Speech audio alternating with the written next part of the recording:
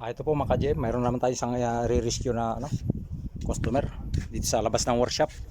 So ito po, mali ang nangyari dito sa kanyang gulong ay flat siya. Yan, kung makikita ninyo, flat po siya, no?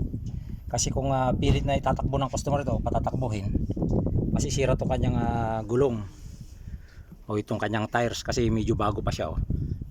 Tapos ang isa pa, pwede rin masira yung kanyang tire valve sensor dito. Sayang yung niya, tire valve sensor niya. Tapos itong kanyang wheel rim, dahil ito ay mags, yan, napakadelikado rin na patatakbuhin na flat yung gulong niya, no? So kailangan dito pa lang sa labas ay i-repair na po natin siya. Tatanggalin natin, titignan natin kung alin yung nasan yung kanyang butas at para ma-repair. So ayan po, like and share yung ating mga videos para magkaroon din ng idea yung iba.